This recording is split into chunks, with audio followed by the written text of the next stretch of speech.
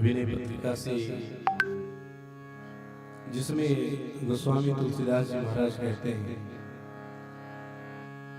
यह विनती रघुवीर गुसाई और आस विश्वास भरोसो हरो जीव जड़ताई।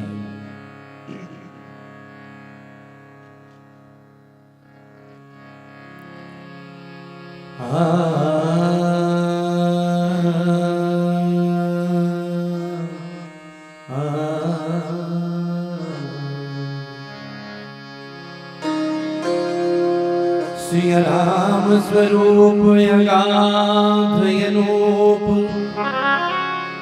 बिलोचन मीनन को जल है।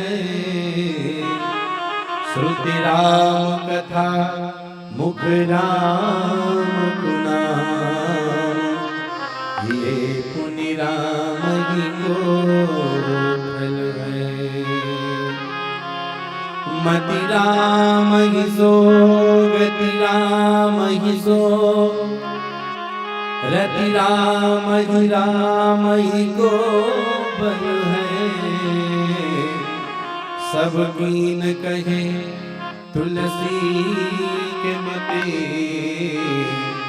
इतनो जग जीवन को फल है। और आस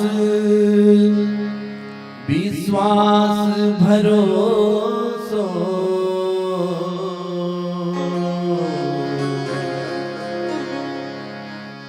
और आस विश्वास भरोसो, और आस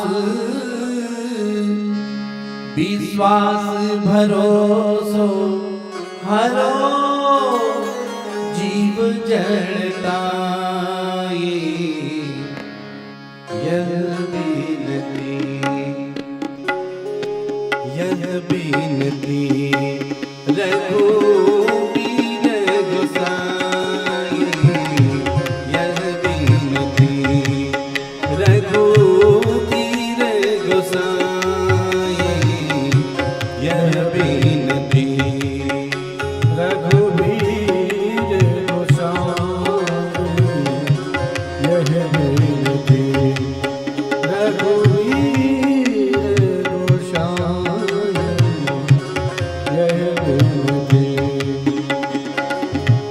और आस विश्वास भरोसा, और आस विश्वास भरोसा, और आस विश्वास भरोसा, और आस विश्वास भरोसा, हरो जीव जड़ताई। हरो जीव जड़ताई। यह बीनती रघुवीर गोसाई। यह बीनती रघुवीर गोसाई। यह बीनती रघुवीर गोसाई। यह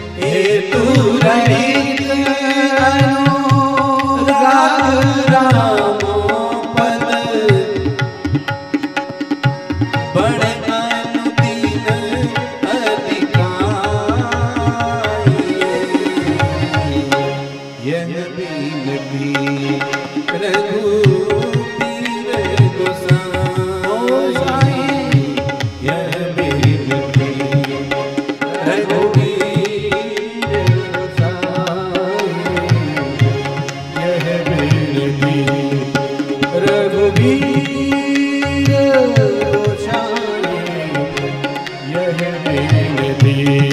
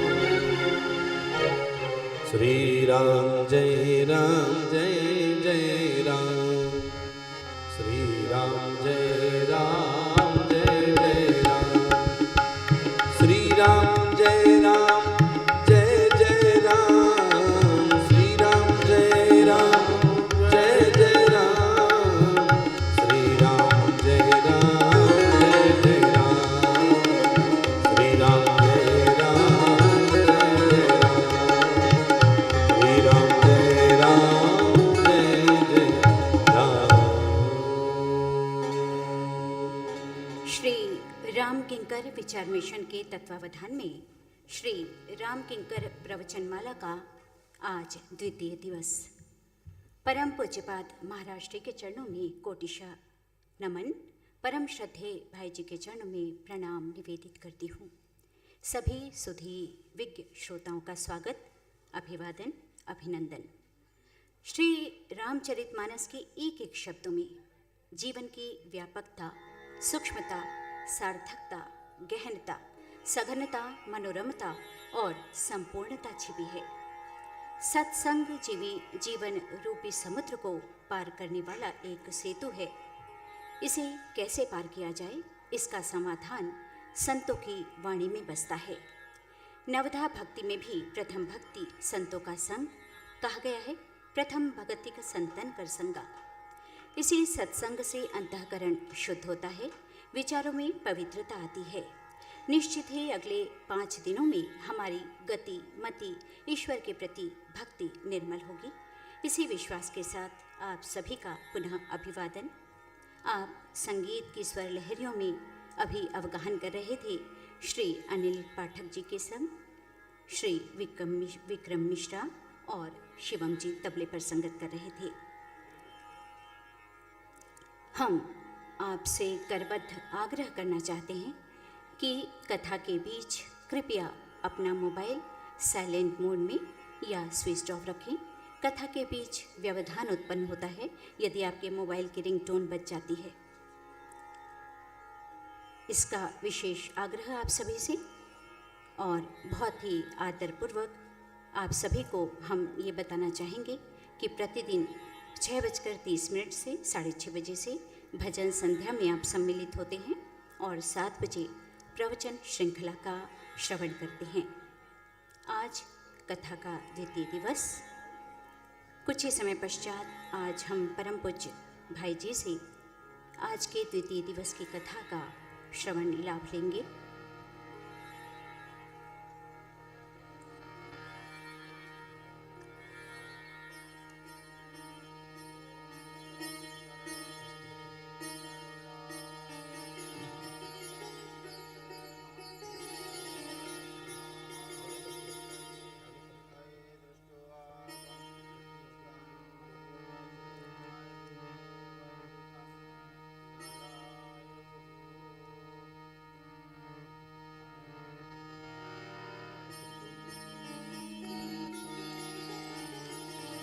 परम पूज्यपाद महाराज जी के चरणों में वंदन, नमन, कोटिशः प्रणाम निवेदित करती हूँ। परम श्रद्धेय भाई जी के चरणों में प्रणाम। गोस्वामी तुलसीदास जी ने राम कथा स्वांतः सुखाय के लिए लिखी, किंतु हमें भी इसके चिंतन, मनन, श्रवण, प्रवचन, पाठ और पारायण से स्वांतः सुखाय की अनुभूति होती है। हरिहौद जी ने लिखा, मानस के लिए बन राम रसायन की रसिका, रसना रसिकों की हुई सफला। अवगाहन मानस में करके जनमानस का मन सारा धुला। बन पावन भाव की भूमि भला, हुआ भावुक भावुकता का भला। कविता करके तुलसी न लसे, कविता लसिपा तुलसी की कला। सत्संगति ज्ञान प्राप्ति की सबसे बड़ी साधिका है। कहा गया है, बिनु सत्संग विवेक न होई, और हम इस समय इसी सत्संग से लाभान्वित हो रहे हैं। अगले 5 दिनों तक आज कथा का द्वितीय दिवस, और आज व्यासपीठ पर पूजन के लिए आमंत्रित करती हूँ श्री बद्री प्रसाद वर्मा जी को, श्रीमती प्रतिमा विश्वकर्मा, श्री आलोक सिंह और स्वयं मैं।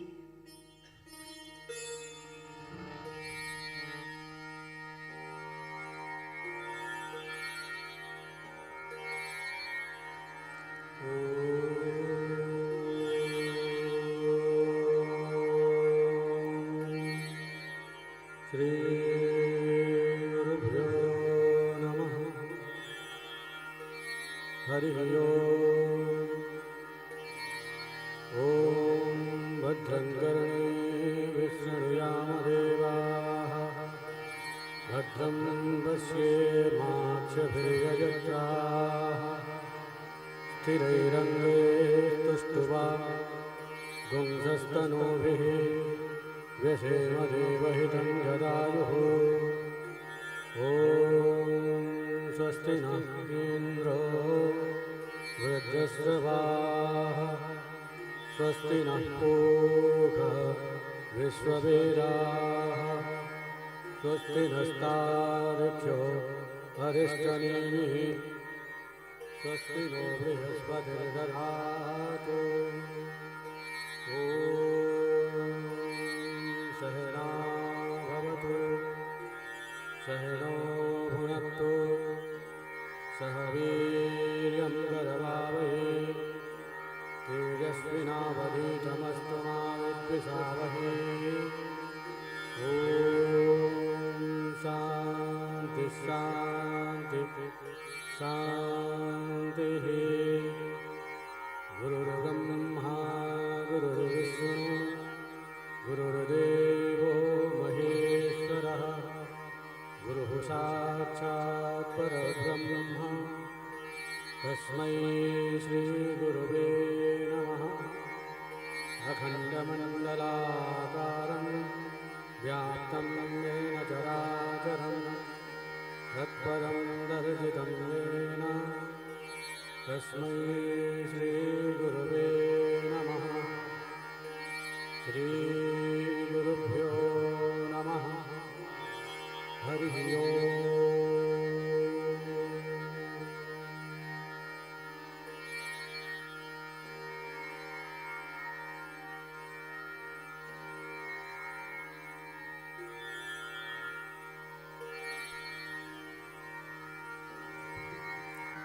मैं आदरणीय पुरुषोत्तम जी सिंघानिया को आमंत्रित करती हूँ।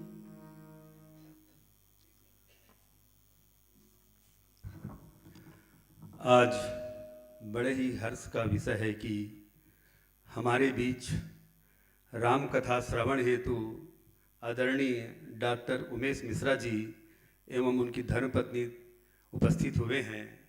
आप डॉक्टर मिश्रा जी छत्तीसगढ़ राज्य कामधेनु विश्वविद्यालय के प्रथम कुलपति रहे हैं एवं वर्तमान में आप राज्य नीति विश्वविद्यालय विनियामक आयोग के अध्यक्ष पद पर आसीन हैं।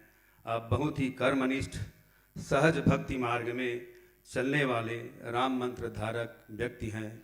मैं आपको ससम्मान व्यासपीठ पूजन के लिए आमंत्रित करता हूँ।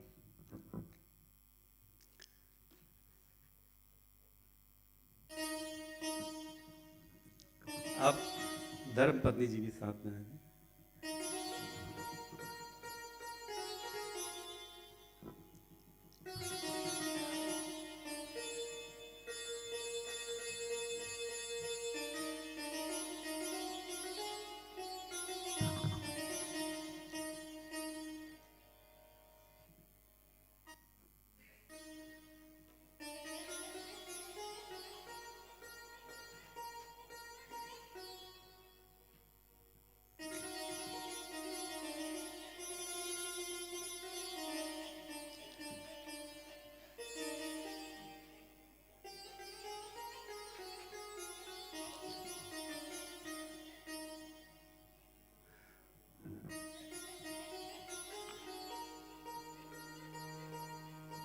पूजन की इसी कड़ी में हमारे बीच नई दिल्ली से पधारे हुए राष्ट्रवादी समाचार पत्र दैनिक जागरण एवं नई दुनिया समाचार पत्र के हेड आदरणीय विष्णु जी त्रिपाठी हमारे बीच उपस्थित हैं।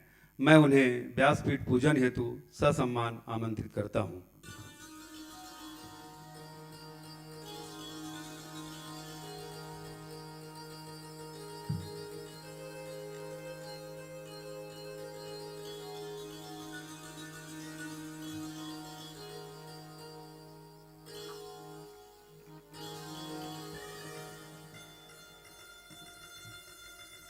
कल की कथा का आरंभ करते हुए परम श्रद्धेय भाई जी ने अपने श्रीमुख से बताया कि जिसके जीवन में मति, कीर्ति, गति, भूति, भलाई उपस्थित है, उसने जीवन में कभी न कभी सत्संग अवश्य ही किया होगा। सत्संग के महत्व को बताते हुए आपने सत्संग और कुसंग दोनों ही चित्त में पड़ते हैं, उनके परिणाम बाद में पता चलते हैं। सत्संग से सुमति जन्म लेती है। भक्त के जीवन में जब संदेह उत्पन्न होता है तो वह उसके उद्धार का कारण बनता है। स्वर्ग और मोक्ष के सुख को यदि एक पलड़े में रखें और सत्संग को एक पलड़े में, तो सत्संग का पलड़ा भारी रहेगा। जीवन में जब दूषित संस्कार निकलते हैं तो अच्छे संस्कार बचे रह जाते हैं। सुमति, कुमति, कुसंग और सत्संग सबके भीतर होता है। जब किसी के भीतर कुमति आती है तो हित अहित का भेद विस्मृत हो जाता है। परिणाम वह अहित को हित मानकर स्वीकार कर लेता है। उसी तरह जहाँ सत होता है वहाँ अविद्या का प्रवेश नहीं होता। सीमा के संदर्भ में आपने सूत्र दिया, हम अपनी सीमा बांध लें, दूसरों की सीमा स्वतः निर्धारित हो जाएगी। जिसके भीतर सुमति होती है वह सदैव हर कार्य भगवान की इच्छा मानता है। कथा मधुर, मनोहर और मंगलकारी होती है। जो व्यक्ति इसे हृदय में धारण कर लेता है उसके जीवन में मधुर, मनोहर और मंगलकारी प्रभाव हो जाता है। जीवन में जो प्राप्त है उसमें आनंद लेना चाहिए। वर्तमान का उपयोग करके ही भविष्य को प्राप्त किया जा सकता है। स्मृति की प्रशंसा हमें थकान और व्यस्तता देती है, तो वहीं विस्मृति हमें विश्राम देती है। सुख की व्याख्या करते हुए आपने सूत्र दिया, व्यक्ति कर्म फल का सुख चाहता है, जबकि सुख का केंद्र कर्म का फल नहीं बल्कि कर्म का फल सदैव थकान देता है। कर्म में सुख लेने से ही सुख प्राप्त होता है। जब भगवान की कृपा दिखाई देती है तो विस्मृति हो जाती है। सुमति तब होती है जब भगवान के चरणों का स्पर्श मिलता है, धन्यता की अनुभूति होती है, संसार की आलोचना, भगवान का चिंतन आरंभ हो, यही श्रेयस्कर है। इन संदर्भों के साथ कल की कथा की इतिश्री हुई। पुनः आज द्वितीय दिवस की कथा के लिए आमंत्रित करती हूँ और उनके द्वारा रचित सरित सागर की पंक्तियों के साथ। जल न होता यदि सागर में, सब मेघ बताओ क्या करते। प्रभु का अवतार नहीं होता, विश्वास कहाँ किस पर करते। आकाश कहीं यदि न होता तो अनंत कहो किसको कहते। तुलसी का मानस ना होता, वेदों का सार किसे कहते। इन पंक्तियों के साथ श्रद्धेय भाई जी को आमंत्रित करती हूँ द्वितीय दिवस की कथा के लिए।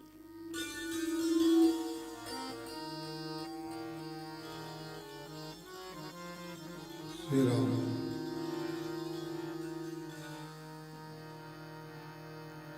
श्री राम श्री राम श्री राम।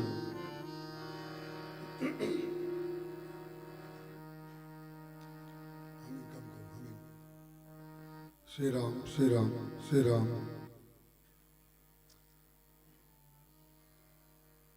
सीताराम सीताराम सीता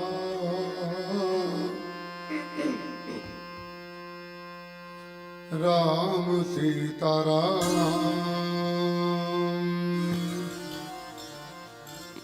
सीता राम सीताराम सीता राम सीताराम सीताराम सीताराम सीताराम सीताराम